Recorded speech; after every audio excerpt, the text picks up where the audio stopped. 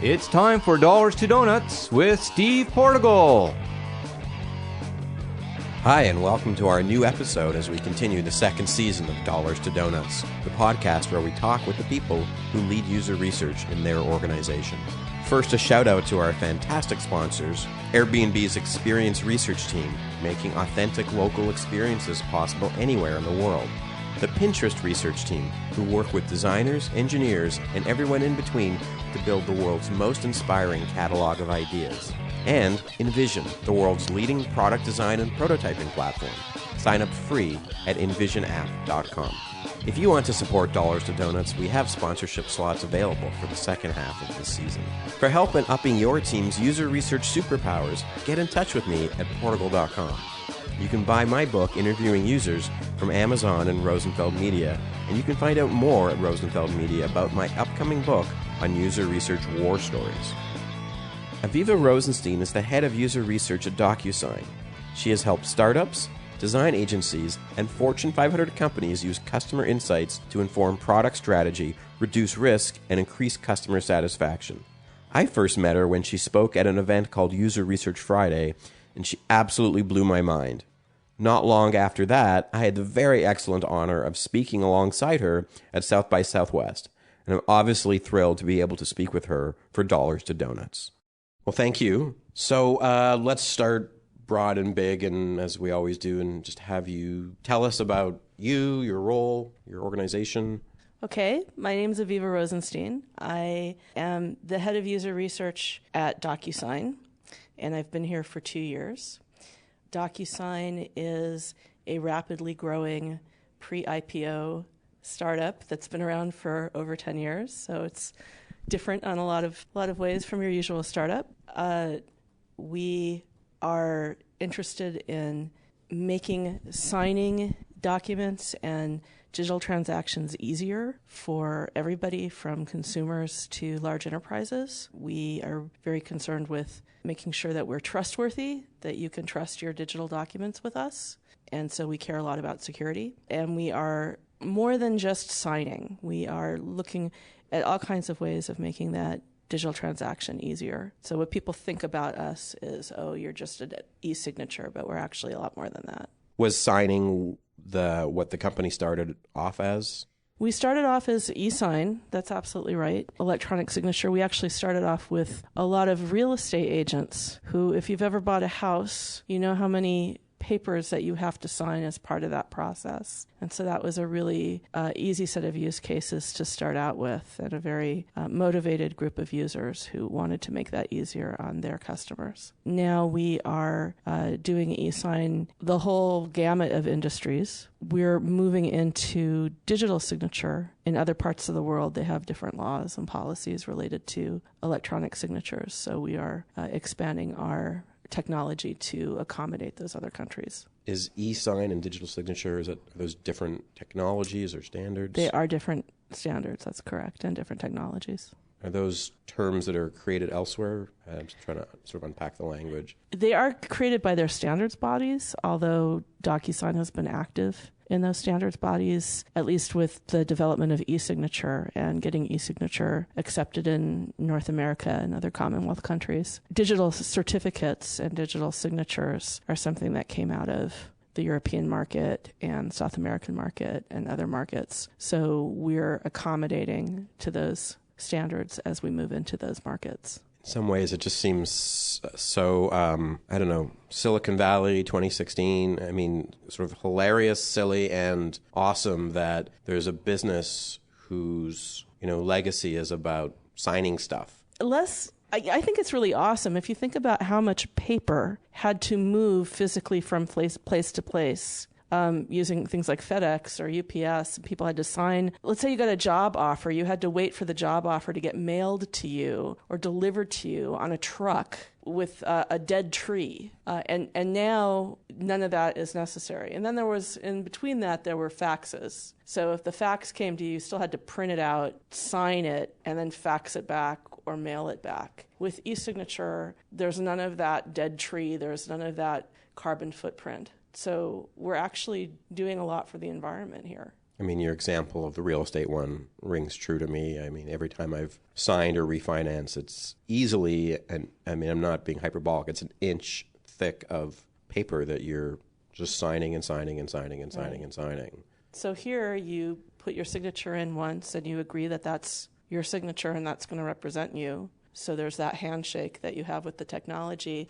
And then it's a click that says sign here, and you click on that and your signature appears where you just clicked. So that's our standard way of doing things in e-signature. It's a little bit different in the other technologies. I mean, I think about, just sort of reflecting on this. It is starting to become a more ubiquitous kind of thing. I bought something, I think, with Square yesterday. Right. And I signed with my finger. And I guess I didn't think about it. And I got an email. Mm-hmm. And I walked into your building today and did the normal, sign in with the reception, fill out a form, prints out a badge, and there was a nice DocuSign interface that I go through to kind of sign in here. And it makes a lot more sense. Mm-hmm. And it's completely auditable. So we know where you were physically and what time you signed that. So if there's a court case, if somebody challenges that says that's not my real signature and tries to defraud a company, the company who's our customer has recourse to look at the information about when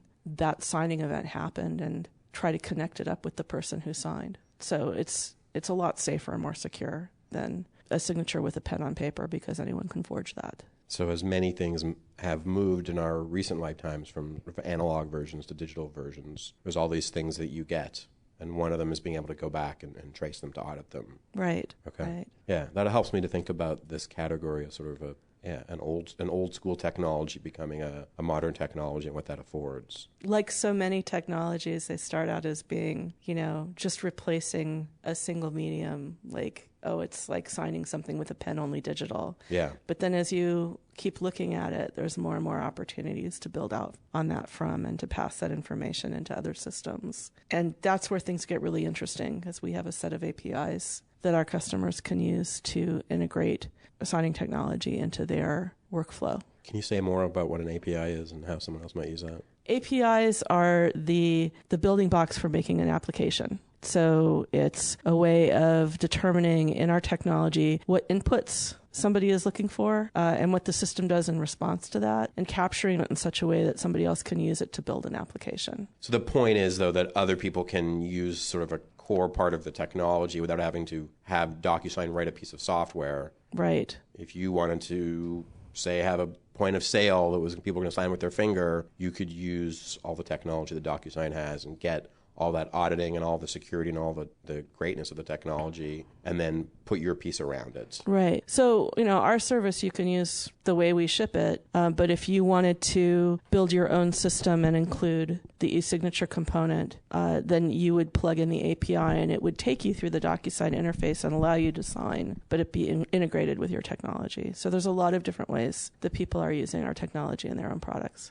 And how is user research part of the effort that DocuSign is making to create stuff for people, for lack of a better way of putting it? I think that we have an impact at every point in the product development lifecycle at this point. 2 years now that I've been here. And we started really with the basics of usability studies, of making sure that what the UX team was building could be used by people before it got shipped. So we did a lot of, early stage prototype usability studies and just to validate things before we ever showed them to customers in a production environment. But we also have done other kinds of user research, from just concept interviews, finding out what people are looking for, whether our concepts are going to work for them, what would need to change about our concepts in order to work for them in their environment.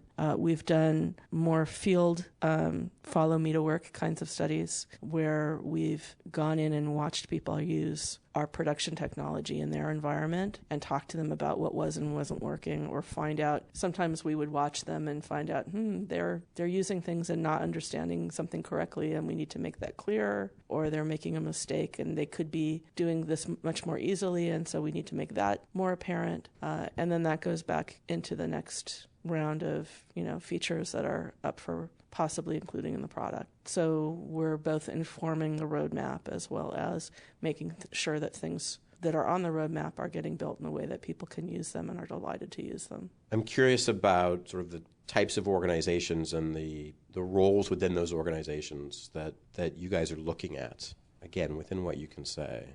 Well, I think that's pretty clear. The people that use our product kind of fall into specific roles. There are people who are mostly just signing stuff that other people send them. So if you were the person who was buying a house and your realtor sent you something, and you were the signer. So we could talk about the signer and that experience. There's also people who are sending documents, and they may be sending a single document, or they may be using a reusable template where they're sending the same kind of document over and over, and so they're customizing it for each signer. And that may be more or less automated depending on their systems, what they're doing.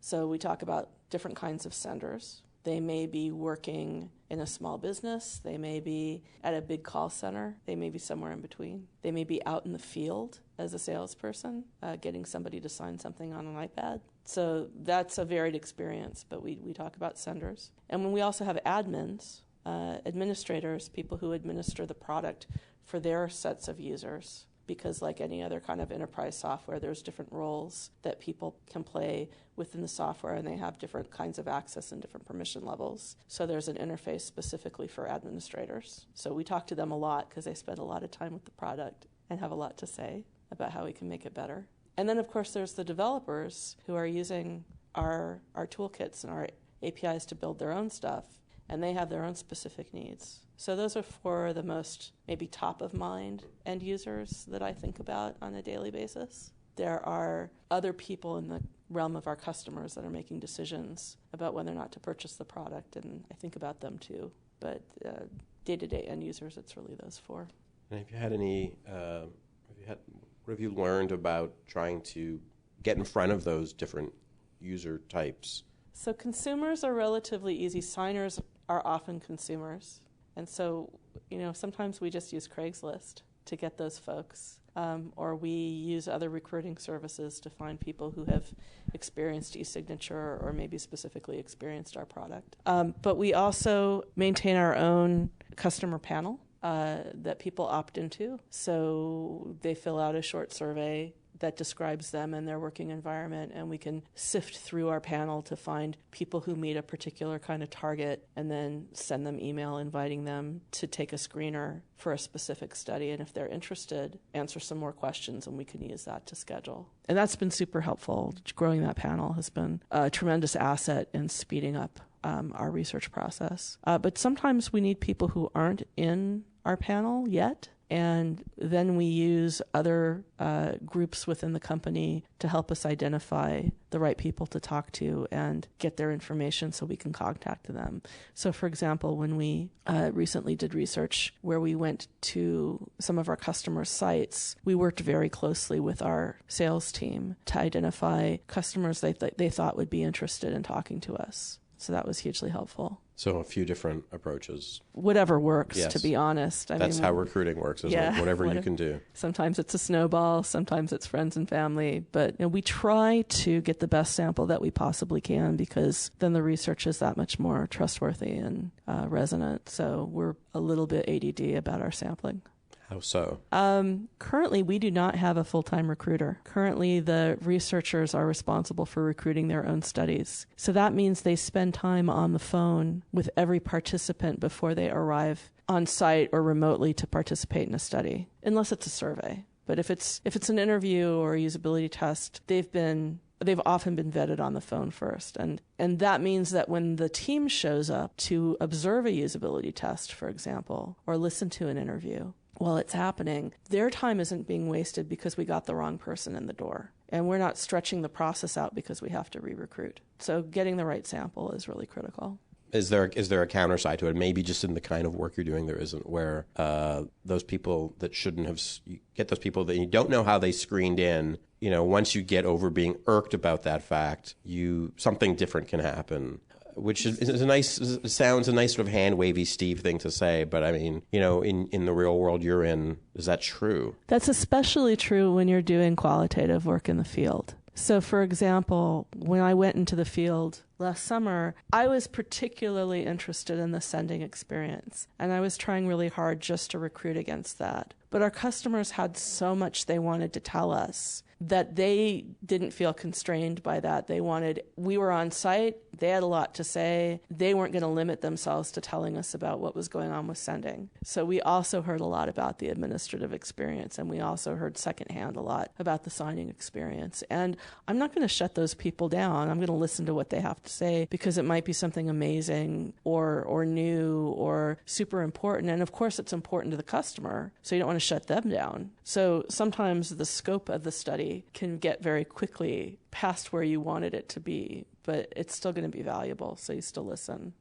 In usability testing, we try to figure out in advance, like, do we want people who have experience and people who don't have experience, or what is it, depending on the complexity of what we're testing, because we want to be able to do a fairly lean, fairly tight script. So for those kinds of studies, it's maybe less important to get in the stray. Yeah. But for actual behavioral observation or opinion interviews, it's a lot more interesting sometimes to let those people in the door, metaphorically. I think your point about participants that have a lot to tell you. And I think, given that you work for a company that has customers, a lot of your research is with those customers. They know you, they know who you are, they have a relationship with you, they use the product, they have needs out of that product. What they want out of those interviews is different than, I don't know, some other kind of contextual research where it's more exploratory, it's not branded, it's not tied to the relationship. Right. So when you're doing your work, you're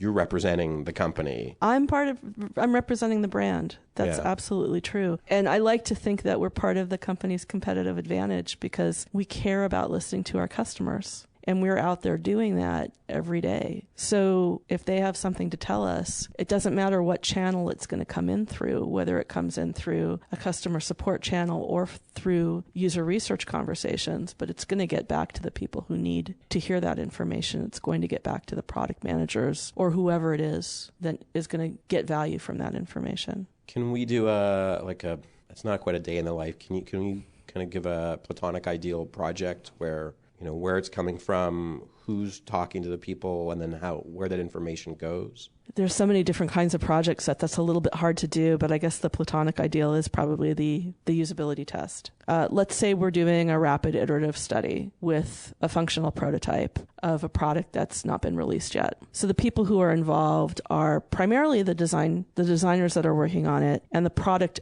owner, however that's defined. It's usually a product manager here who's responsible ultimately for that feature or for that product. So we will do a round of testing. It might be 5, 6, 7, 8, depending on a lot of different factors, different sessions with time in between each session to debrief and decide, what did we see? Do we all agree on something that went wrong? Do we all agree on why it went wrong? Okay, let's make that change in the prototype right away if we can, and then bring the next person in to validate that. So at the end of a day or two, we've moved the functional prototype in a different design direction frequently. And because the stakeholders were right there observing the tests, we can make those decisions really, really quickly. And then at the end of that process, there's usually a report that may or may not have video clips, depending on how quickly we're working or what it was that was observed. Some report that gets shared with a larger group of stakeholders that might include more people at the VP level, for example,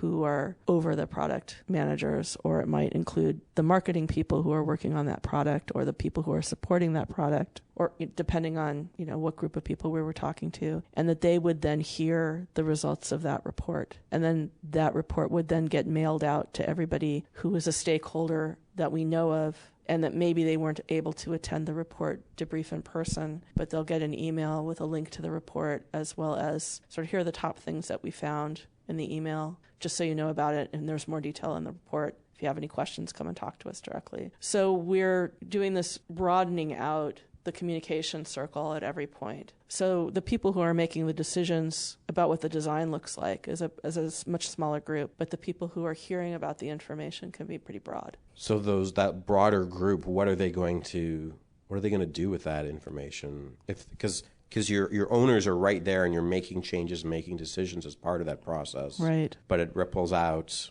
to, so why do they, just not to be so negative, but why do they care about it? If we're in a usability test and we're showing off a feature, some of the participants volunteer information about how much it will help them or what they see the value is of this or what they like about it, then giving that to our marketing team so they can use it to evangelize for that particular feature or product is hugely valuable, right? Because we've just said, here's what some people are saying about this that other people might resonate with. It's not just the usability of the product, but it's also the entire customer experience of the product that we're caring about. So there's qualitative information in something like that. Yes. And there's also information about, well, we're shipping this, but we know people are having some problems understanding this one aspect of it, or this particular concept's a little bit difficult. So we're going to do the best we can to explain it, but we're also going to let support know in advance that you might get some calls about this, or we're going to let training, the DocuSign University folks know, we think that people are going to get a lot of value of this, but it's kind of a complicated concept. Maybe you should include it in your training. So there's lots of different stakeholders involved. And I'm just grasping at straws here a little bit, but I can also imagine as you describe these scenarios, there are things that you uncover in usability testing, and you can make the best design decisions you can, but they may, if there's an underlying mental model issue or something, it needs to get shared more broadly because that's a bigger decision that's going to have to get made, that's going to happen elsewhere. Right. There's a limit to, like if you're on a deadline and you've got to ship something and you find out there's a huge mental model conflict, the product team has to make a decision. Do we keep going forward in this direction and try and spackle over it with help? Or do we step back and rethink this and take another look at it? Or do we ship this now and schedule that we're going to take another look at this in some future release? Because people need this feature now one way or the other. So the product owner has a lot of decisions to make, and you need to give them the best information that you can for them to make a good decision. So I want to talk a little about how you got to this point here in this organization. You described to me, and this is, it sounds very state of the art, sort of getting everyone together, being efficient, iterating, making decisions, sharing it. And you know this, as well as I do, that, people will hear this, or people that come up to you and meet you at events and so on will say, well, I don't get to do that at my job because this and that. There's a lot of causes. But you're sitting in a situation where, you came into this organization. We haven't talked sort of about your own history here. I guess the question, which I'm, winding my way towards is, how did it get to this point where you're able to work this way? Quite honestly, it was starting in a particular focus of place, which was the usability test, proving the model, showing its success and its impact, just kind of driving that wedge in. But there's a couple of things that are required in order to do that successfully. And one is to realize that everybody is on the same team. They may have a different focus, but at the end of the day, we all care about the quality of the product and we all care about the customer experience. If you don't have that, if people in the company are not on that same page, it might be a little harder. I'm really fortunate to work with an incredible team of professionals here who really do care deeply about product quality and about innovation and about what can we do to make the customers' lives better. So because I'm fortunate in that regard, it's easy to collaborate. It's easy to trust. It's easy to know that we all really want to do the right thing. We might not have the same opinion about how to do the right thing or the timing of that right thing or the cost of that right thing. We can all agree that we want to do the right thing. And so we have that shared goal, that shared mission. And so that has made it easier for the research team to, can I say, be a victim of our own success? I mean, there's many more opportunities for us to have an impact than we have time. So we're able to pick the teams that want to work with us, and they're going to commit to acting on the research insights that we deliver. If they just want us to do a study to prove that they're right, we don't have to take that project. That really doesn't happen here at DocuSign. It really doesn't. It's a great group of people. So can you talk a little more about, what was research before you got here? What was your brief? How did you sort of move it towards this victimhood of success, which is a lovely phrase? Give us a little and I do have open positions available, so we are trying to increase our size here and be able to serve more product teams. When I got here, there had been a researcher sometime previously. I hadn't met her. I wasn't familiar with the person's work. And we also had one person who was an intern who was doing the best he could. He was still working on his master's at San Jose State, and he didn't have an active mentor, really. So it was a bit in a holding pattern. They had decided that they were going to build a lab, but nobody was really looking at it really closely to see how it worked, and so the lab that was delivered was not functional. So my brief was come in and build a research program, really from the ground up. Start with the basics, start with enabling us to do user research, start with building a lab on site, help us create personas because they didn't have those. Basically, I was given a bit of carte blanche to build the program. And because I've been doing this, I guess 15 years now, 16 years now, that was great for me. I've gotten to build programs in other places, and I've learned a lot along the way about what works and doesn't work. We just kind of got our foot in the door with some product teams and showed what kind of impact we could have and how quickly we could move, how rapidly we could do this work, how it didn't have to take months and slow down development, how it could speed up development in some cases, and how it would just help make the product better. Fortunately, everybody's been very responsive to that here. If you can go back to when you were, having those first conversations, they have something in mind. You start to assess what you think the need is and what you might be able to do. But you pointed out that this is a place where everyone cares about working together and cares about creating the right kind of experience for people. How do you assess before you start living here?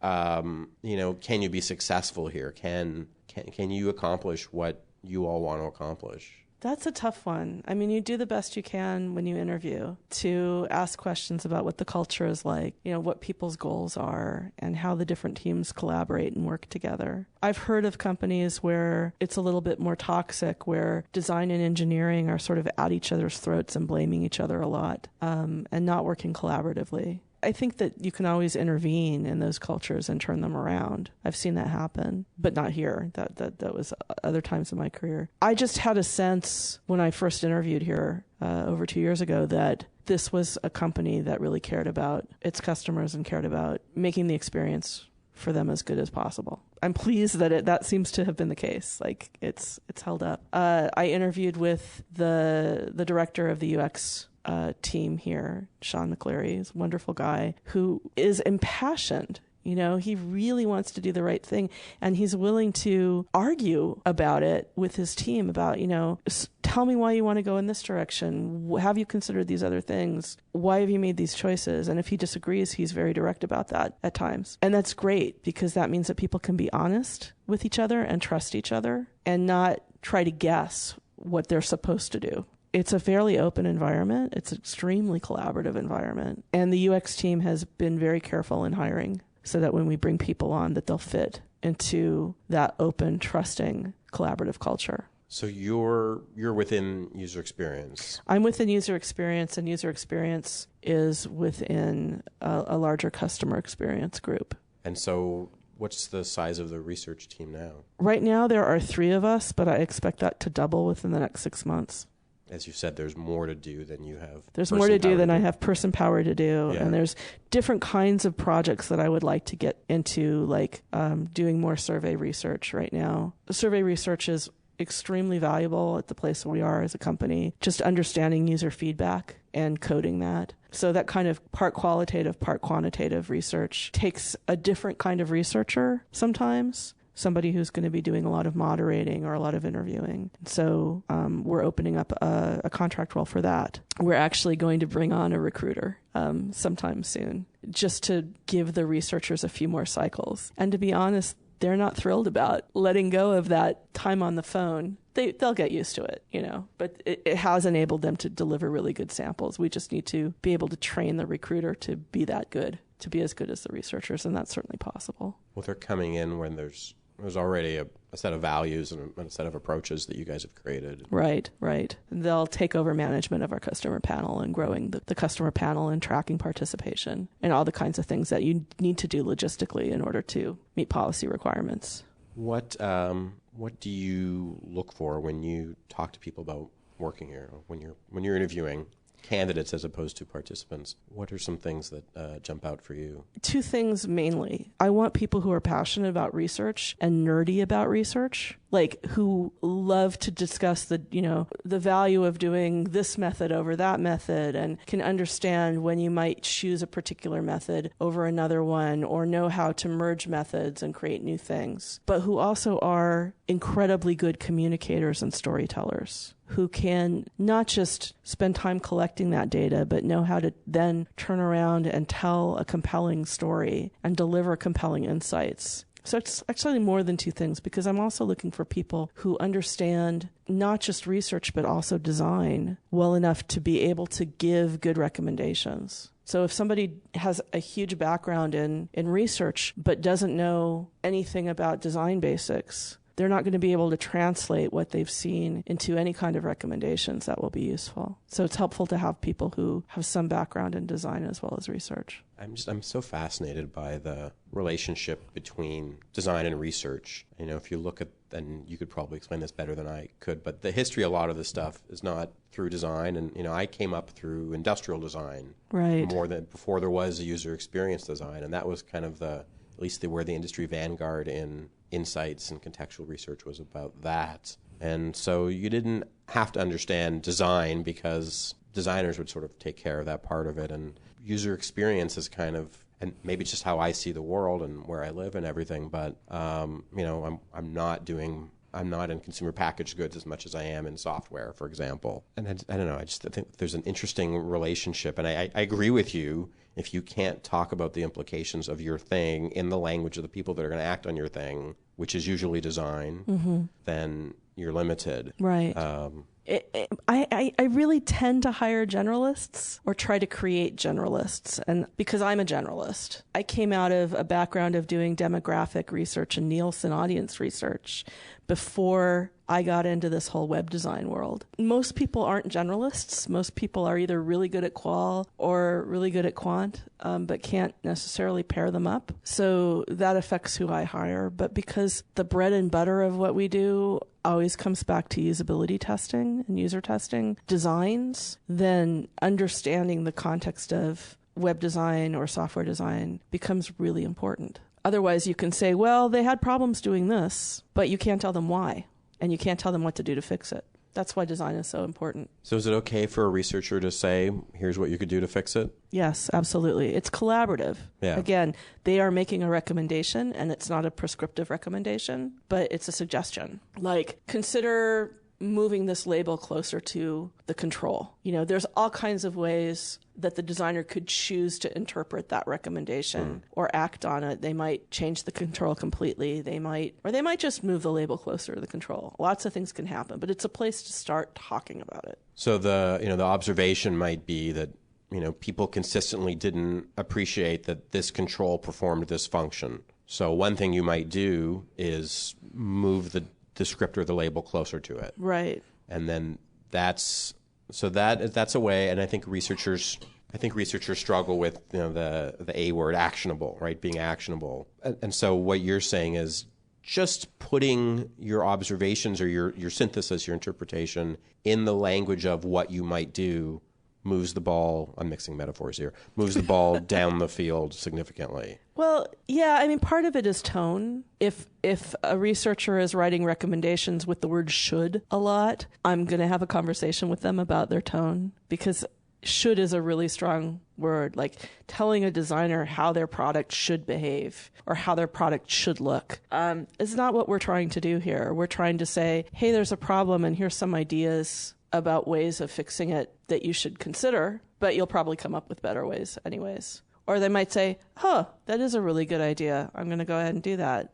Mostly designers, I think everybody wants to be given latitude to make their own decisions. Just like a designer doesn't want a product owner to tell them what design or control to use, like put a drop down there. Well, there's all these other ways we could do the same thing that doesn't involve a drop down. So let me be free to consider that. Researchers are the same. They don't want to be told, do a usability test, because that might not be the right solution for the problem. We all want to be told, here's the problem. Here's some ideas for how to address that problem. You're a professional. Go ahead and find the best solution. We take that into account. But also, I think you're saying, if I'm not putting words in your mouth, I think you're saying that even that dialogue about, here's the problem. I mean, so research request comes in, and people sometimes say, and we all experience this, here's the study we want you to do, and then you have to say, well, what's the problem you're trying to solve? And because people aren't necessarily trained to say, here's the problem I'm trying to solve. Right.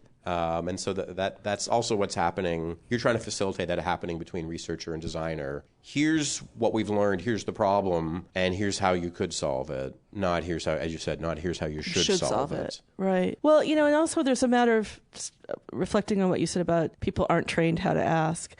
There's questions that we ask when somebody comes to us and has a request for something. It's like, okay, what decision are you going to make based on this information? And when do you need to make that decision by? And what's the risk if we don't do this? So it's a fairly limited set of questions. It's fairly easy to ask in a meeting or an email just to get enough information to know, okay, you're asking for a survey, but what you really need to do is a card sort. They might not know what a card sort is. So then you have an opportunity to explain that and to demonstrate how it's worked well for other people. And usually they'll go, that sounds really cool. Let's do that. As long as it fits within their time frame and their budget. But if somebody comes to me and needs a decision in 2 weeks, I might prefer that they do a long field study that's going to take a month to get back anything meaningful, but they don't have the budget and the time for it. So we're going to figure out something that can work within the time frame, even if it's only directional. And so there's a managing expectations part of it that I'm sure kind of championed in your time. Yeah, I haven't thought about it that way, but that's actually a good way of putting it. It's, one of the things I enjoy about these conversations is comparing and contrasting what it's like to be some of the works outside the company.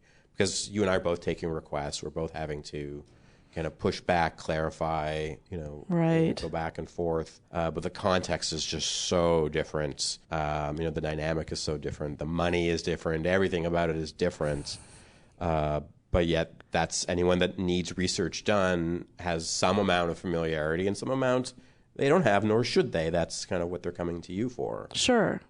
And I'm just happy that they're asking us. They might be asking for the wrong thing, but at least they're having a conversation with us. So it's great to be asked. And then it's an opportunity for us to maybe teach a little bit. But at the end of the day, the research isn't the product, right? The research is how you get to the product. So we don't expect to be treated with the same kind of importance that somebody would be putting into the actual development process or shipping code, right? Because we're there to help enable that, but they could do it without us. The outcome might not be as good. It might, but it might not.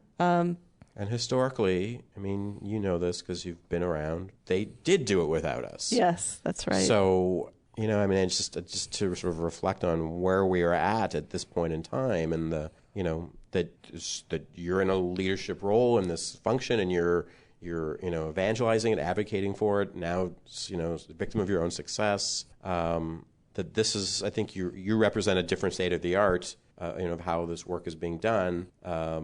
I don't know, it's interesting to sort of see where have we all come from in this time, where have we all come to, I guess is the phrase. Well, I've dropped out of enterprise from time to time and gone and worked as a consultant, and it's been really fun, and I've been, successful in my own way at it. I came and joined this company because I thought something special was happening here, and it was the right time to do it.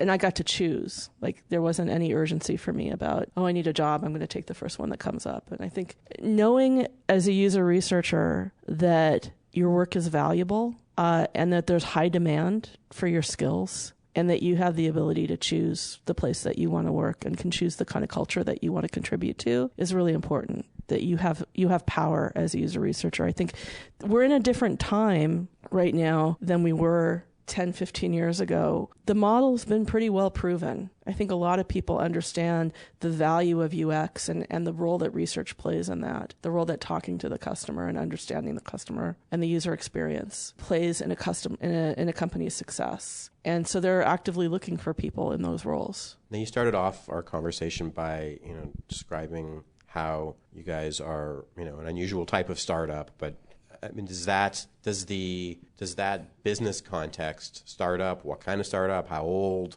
does that change some of the how proven the model is among these different audiences? Absolutely. You need a fairly mature management organization and fairly experienced product managers who know the value of this stuff. I think any MBA who's been reading the Harvard Business Review gets the importance of UX on some level, but that may not translate into really understanding what it takes to do it. So you want to look for the people who have shipped before and who have worked with design before. I'm not the kind of person who wants to be the design team of one. There are other people who are really, really good at that. I don't think that's where user research shines, obviously, because you need a design team of at least two in order to support the kind of work that I want to do, which is research. But that's just me. I don't want to be a designer. You need a researcher and a designer? Was that what the two is? There are a lot of designers who do research. Yeah. Right? It's a really common thing. And you hear about the UX team of one, where there's one designer. That designer is going to have to do some research.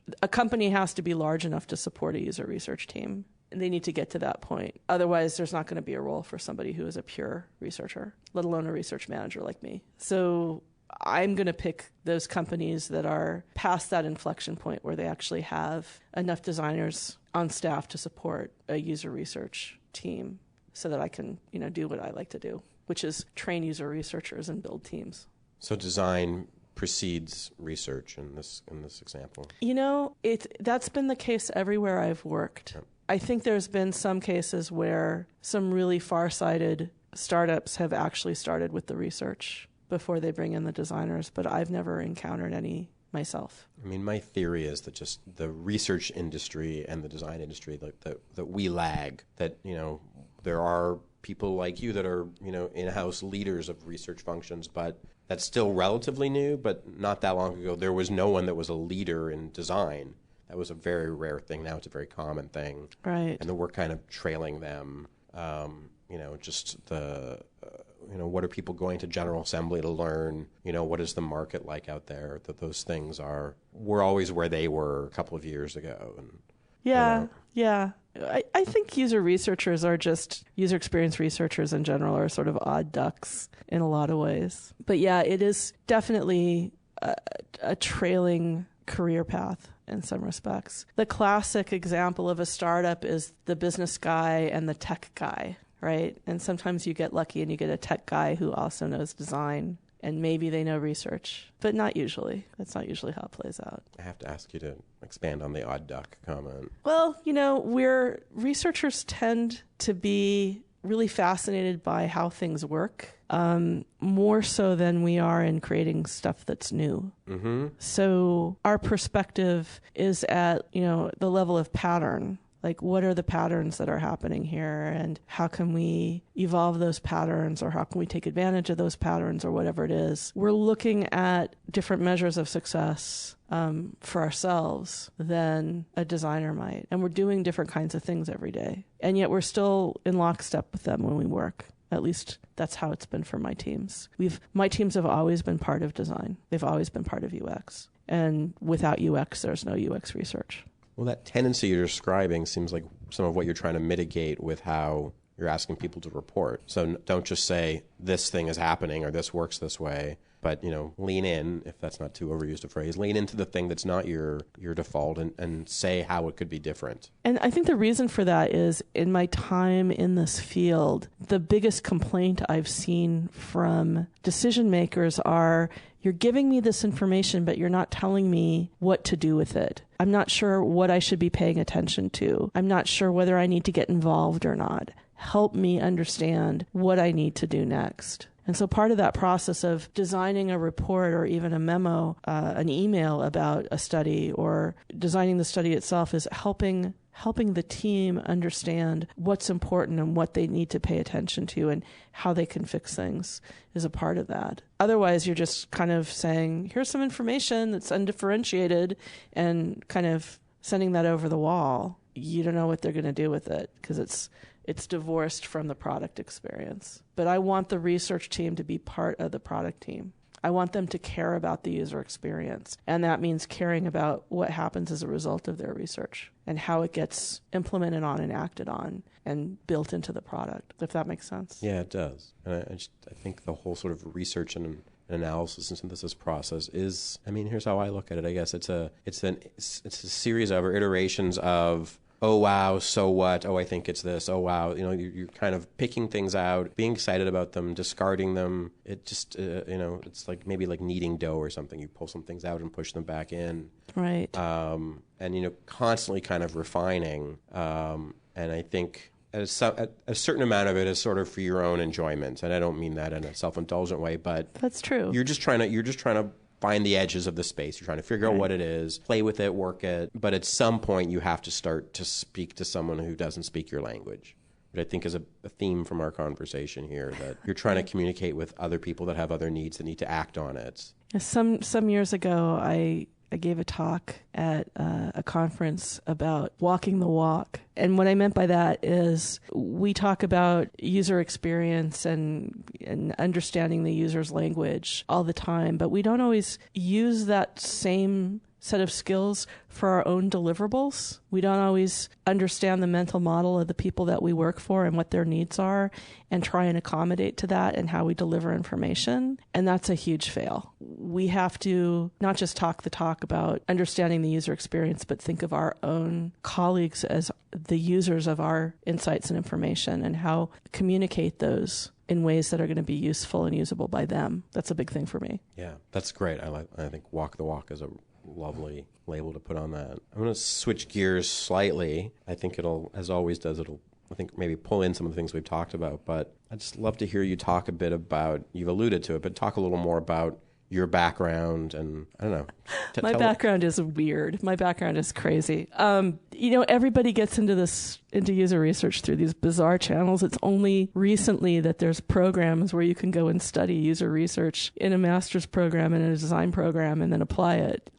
So I came to the field because I was getting a doctorate in understanding how people communicated online, which is a weird thing to get a doctorate in, and I had to sort of make that up for myself. I started out as an educator, and as part of that master's program, I was doing a lot of demographic work on different populations. So I learned how to do survey analysis. I learned how to use survey tools. At some point while I was being an educator, I did a lot of work in group process situations. So it was informal education, community education. So I learned a lot about how to get a group to move in a particular direction or how to run a meeting, things like that. I decided I didn't want to work in nonprofits anymore.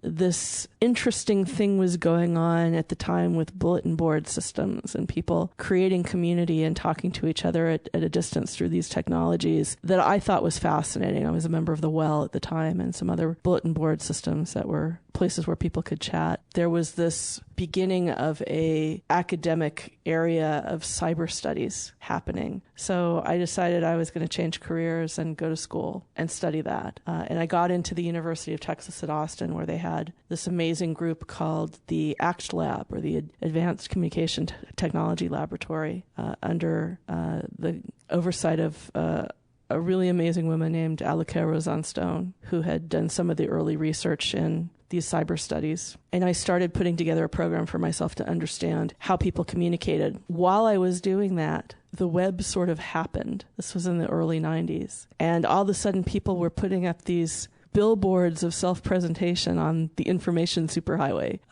They were talking about themselves online. They were talking to other people online as a part of that. They were developing community through the web. And I decided, I'm studying that. That's interesting. So I started, a couple of things happened. Because my program was part of basically a film school, the radio, television, film program, production was really important, and I wasn't a film person. So my production teaching was about web. So this new technology, the web, was happening, and I taught the first for credit class at the UT of Austin in designing web pages. And anybody could do it then. It was like, this is in the days where image maps, being able to click on an image and have it do something was a big deal. So this was before CSS. So that's how I got started on the web and taught some classes in designing interface. That was part of what was going on in this lab. But when I decided what to study as a doctoral student, I was studying what people were doing with the web. And how I decided to do that was to interview them in person and have them give me tours of their personal homepages. So it was kind of like doing digital ethnography. In fact, it kind of was doing digital ethnography. We just didn't really have words for it then. But sitting next to somebody over a computer and having them share their experience of it with you led very naturally into a user research role when I got out of school and decided I didn't want to be an academic anymore. This was during the first bubble, and there were a lot of opportunities. So I ended up in a small e-commerce startup as a user researcher and just stuck with it and kind of learned as I went. We were all making this stuff up, I think. When I got to Yahoo, which I think was my third job in the field, that was an amazing place to learn a trade. At the time, it was such a big, active, busy environment with so many great people at the time and a really solid group of user researchers that I could learn from. So that's kind of where I came up. Was trusted with building a team, Yahoo Media in Santa Monica. Left the Bay Area, went down to Santa Monica, was just a user researcher by herself in this team, built a team, hired more people. I think there were 6 of us when I left. That included some market research as well as user research because we became a customer insights team at some point. But I've been doing this since the year 2000, and it's been a great career. It's been a great ride. I couldn't have chosen a better time to change fields because I love the research aspect of it, but I also love the collaboration aspect of it and the fact that we're building stuff and sending it out in the world and that people are actually using it and what we do in the lab affects what they're doing every day. I think your other pursuits, and I'm thinking, I know that you play music and been involved with music for, I guess, since I've known you. Do things like that fit into, the creative process that you harness for research? I don't know. That's a really interesting question. I think any kind of creative process is going to kickstart other creative processes. I think sometimes your brain just needs a break. When you're trying to solve a problem, sometimes it's nice to step away from banging your head against it and do something else creative until you can get back some perspective. So from headbanging to headbanging. Yeah, pretty much. That's funny. At some point in the past 10 years, I went from being mostly an acoustic player to increasingly being a loud electric player. So their headbanging probably applies. But I really do think of the music as a hobby. Sure that I can draw an active connection between what it's doing for me in research. It's just a different place for my brain. One of the things that it does for me is forces me to live in the moment more, because when you're playing lead guitar, you're reacting kind of on the fly and jamming with people around you. And so it's giving me more confidence with, trusting my judgment in the moment. So maybe it's doing that for me a little bit. Well, it reminds me of the workshop that you led that I participated in, where you had people play instruments that they knew or didn't know kind of on the fly, and you pulled out all kinds of great lessons about being in the moment and collaborating and trusting each other, and probably 10 other rich things that I'm omitting right now. But yeah, that was fun. And that wasn't a workshop that I would ever have come up with on my own. It was something I was invited to do, and it was a lot of fun doing it. But I'm still kind of amazed that I got to do that I got to go to a UX conference and get people to play with musical instruments. It was fun. I didn't know it was it just seemed to make sense as in the audience. So yeah, no, I was invited to do that by Aaron Malone, who coordinated and curated that conference. If we were to sit down in 5 years and talk about some of these kinds of things and the field, DocuSign, and the work that you're doing, I don't know, any of these things we've been talking about the past up till now, but if we flip it to look forward, are there any things that leap out for you as either aspirations or expectations for the future? I think a lot about scale, how to do user research at scale, how to communicate findings at scale, how to make sure that we're not losing insights when they're being communicated at other parts of the organization. So I'll probably be thinking a lot more about tools and I also think a lot about how to train the next generation of user researchers, because I know there are opportunities for them, and I don't think we're churning out more designers, I think, in the system than we are churning out user researchers. I often talk to new graduates, and they want to do both, but they don't want to just do design, and I want to know, how do I identify and train the people who would be stellar user researchers and maybe aren't born designers but would be great in this role, and bring them up. So I'll be thinking about that a little bit. Those are great. Is there anything that we should have talked about? I should have asked you? I love that question. I use that question all the time. If you are a user researcher who is looking for a great opportunity, has some years of experience under your belt, and want to work in a place where your work is appreciated, then please get in touch. I'd love to talk to you. Do you have any questions for me? Is this what you expected? Well, yes and no. I mean, yes, this is the kind of conversation I was hoping to have. Great. No, I didn't expect exactly what I would hear. The content was not expected. So, yeah. Well, good. I always want to be a little bit surprising. Yeah, this is really good. Well, thank you so much. Yeah, well, thank you very much. This has been fun. That's a wrap for another episode of Dollars to Donuts.